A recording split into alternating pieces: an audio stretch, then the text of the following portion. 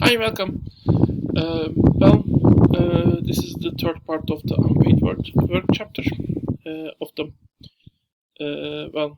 basically where we look to the idea and methods used to account for unpaid work in the national accounting system, and also determining the value of the unpaid work. And we have discussed different kinds of unpaid work and different methods to add those unpaid work into the national accountings, or valuing them, pros and cons of different methods. There are no perfect methods, by the way. And now let's look to actually not the values. Actually, we will do the valuing process in more detail in the next chapter, where we will discuss the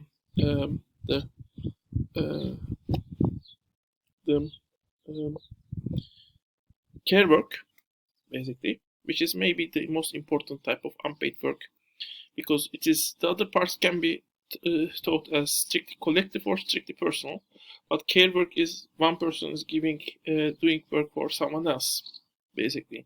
One family member is more active, clearly more active than the other family member in that case.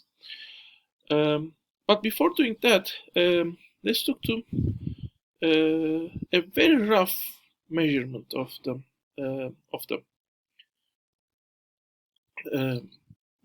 work done inside and outside of the house, basically.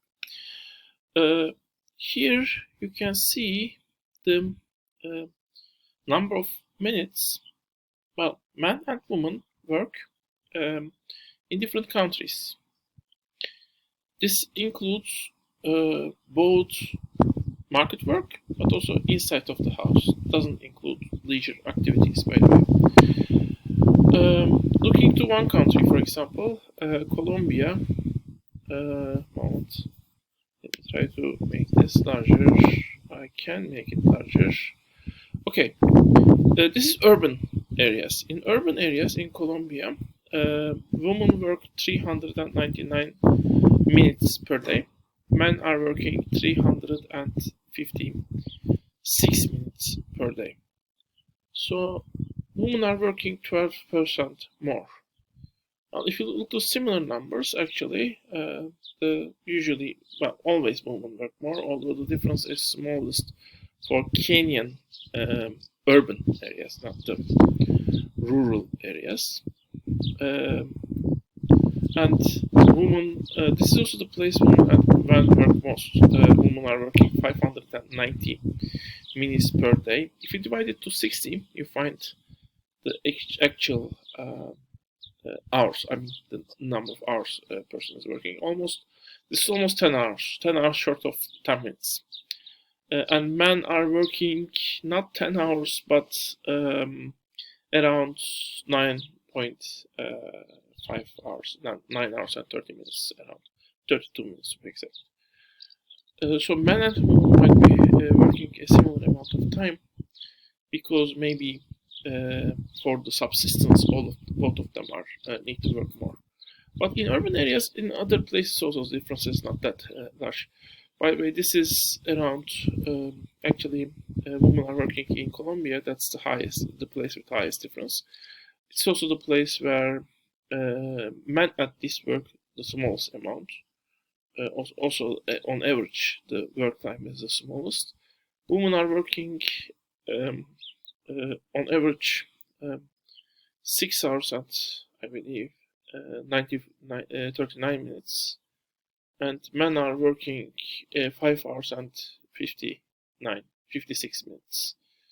It's lower than the standard work time, but standard work time also doesn't count, of course, the work done at home. But standard work time is 8 hours, so it's less than standard work time. For both of them, actually.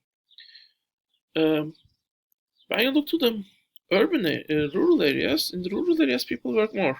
It might be interesting. But if you ever go to a rural area and village, you can see that there is much more work to done usually, because work done by the individuals. If you want to compare, look to Kenya. Kenya was already the place where men and women worked most, but if you look to the rural areas, women are working 676 minutes. This is more than 10 hours, more than 11 hours actually, 11 hours and 60 minutes. Men are working 500 hours actually, women are working around 86 minutes more than the urban woman, while men are working 72 minutes less than the urban man, which is less than 8 hours actually, 7 hours and oh, is it? How much is it? Six? No, more than 8 hours. 8 hours and 20 minutes basically. But women work more than 11 hours. So the difference is 35%. Ironically, it has now Kenya has become the place where the differences in percentage-wise difference is highest. Nepal, for example, in the urban areas, it was 570, right, and 554. Well, similarly, in the highlands, mountains, rural areas, you can see everywhere women are working more than men, although the difference is highest at the mountain area. And basically, in mountain and rural hills, the men in the rural areas work less than the urban men. Only at the highlands, men work more than the urban men, although everywhere women are working more than the urban woman, basically. So in rural areas, more burden fall to the woman in terms of working time, at least. This might be to some extent also true because women are working while men are at work. Women are working while men come from the work also, maybe also in the urban areas. Many services are already bought by the market, so women's after shift type of work is less than the woman in the woman's similar type of work at the rural areas. And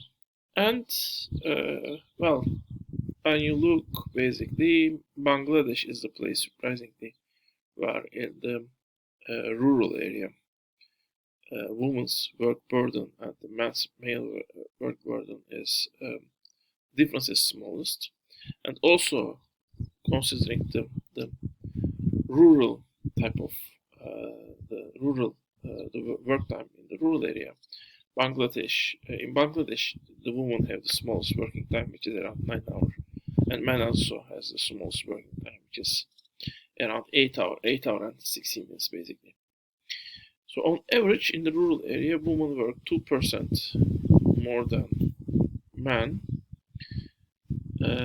Interesting because country-wise, none of the women work more than 2% basically. Actually, none of the women in nowhere the difference is higher than lower around 2% or lower than 2% actually.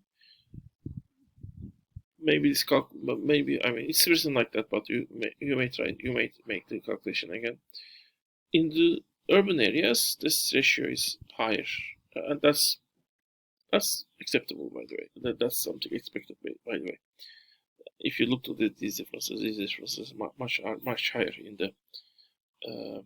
in the rural areas. Well, these are the developed countries, or written as industrial countries. Here, actually, it's interesting. Well, there is one country, Denmark, where men work more than women, around 19 minutes more than women in average. That's 2% difference. So men work 2% more. But there are two countries with very large differences. One is the Austria, where the difference is 11.5%. I'm sorry. So women worked 438 minutes, men work 393 minutes, and well, the largest has become Italy, That's 28.1 minutes. Women are working, while men are working 6 hours. Women are working almost 8 hours, short of actually 10 minutes. Um, but in other places, it is also close to zero, like United Kingdom, Israel, and Germany. Men work more, but it's close to zero. Canada, it's close to zero. Um, and in general, the difference is again very small in these two countries. Well, there is much to say about this, of course, especially the quality of time that's spent by the man and woman might be different from each other. The intensity of work might be different from each other. It might also work for the man, but it might also work for the woman, by the way. Even what is defined as leisure time might be questioned. Maybe even in the leisure time, women are at least semi-working position, in a semi-working position. However, these graphs give some information, especially in comparison. To compare the countries, these graphs might be useful. Well, Beneria argues actually these comparisons might serve to several purposes, and there are some new purposes also there. And one thing is, according to Beneria, well, there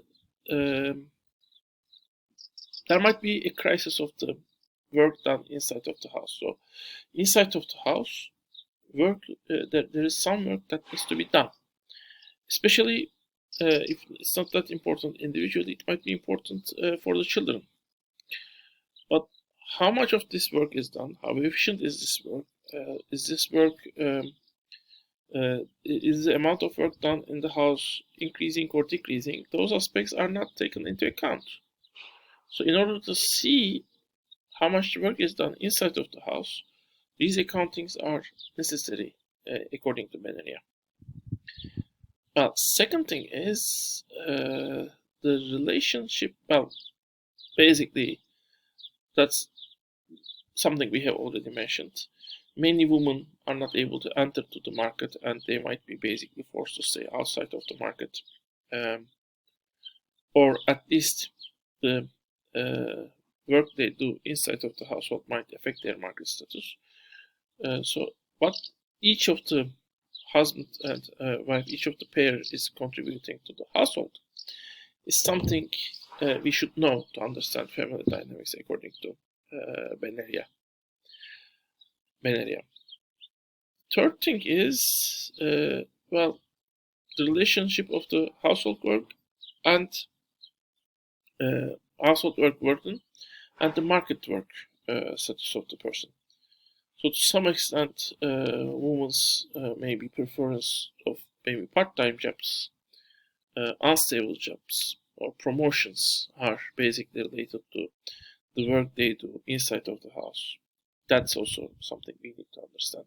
We should need to, in order to understand that, we need to account for, get the value of the household work. Thirdly, it is kind of